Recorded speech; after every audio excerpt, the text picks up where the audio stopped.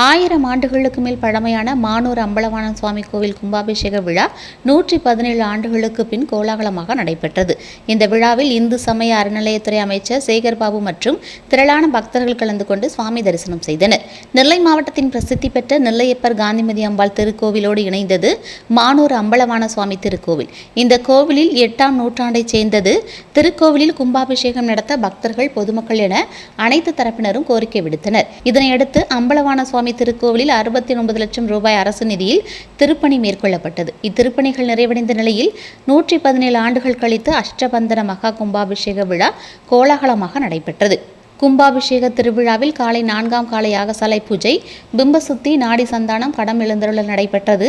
இதனைத் தொடர்ந்து காலை 7 மணிக்கு மேல் 8:30 மணிக்குள் சித்திர சபை, அம்பலவாணர், காந்திமதி அம்பாள் உடனுரை, நெல்லையப்பர் சன்னதி விமானங்கள், கருவறைகள் மற்றும் பரிவார மூர்த்திகளுக்கு மகா கும்பாபிஷேகம், சுவாமி அம்பாள் மகா அபிஷேகம் மற்றும் அலங்கார தீபாரதனை நடைபெற்றது.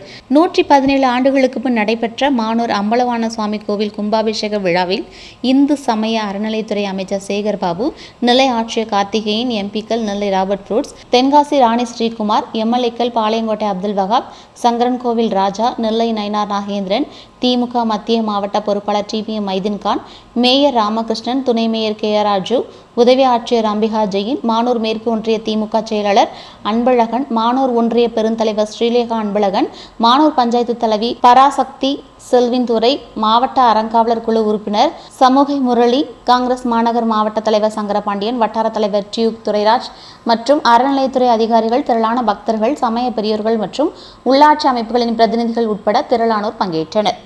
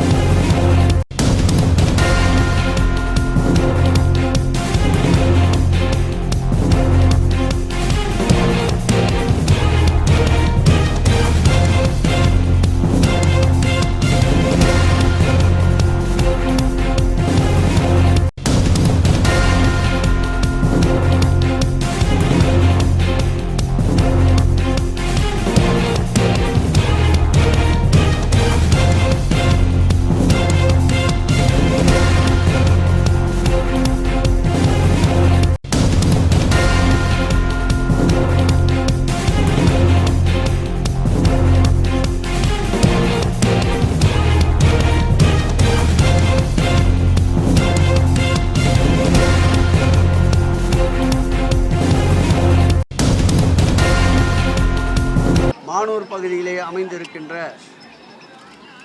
அம்பலவான சுவாமி திருக்கோயில் என்பது 1000 ஆண்டுகளுக்கு மேற்பட்ட திருக்கோயில். இந்த திருக்கோயிலுக்கு கடைசியாக 117 ஆண்டுகளுக்கு முன்பு திருப்பணி மேற்கொள்ளப்பட்டு குடமுழுக்கு நடந்திருக்கின்றது.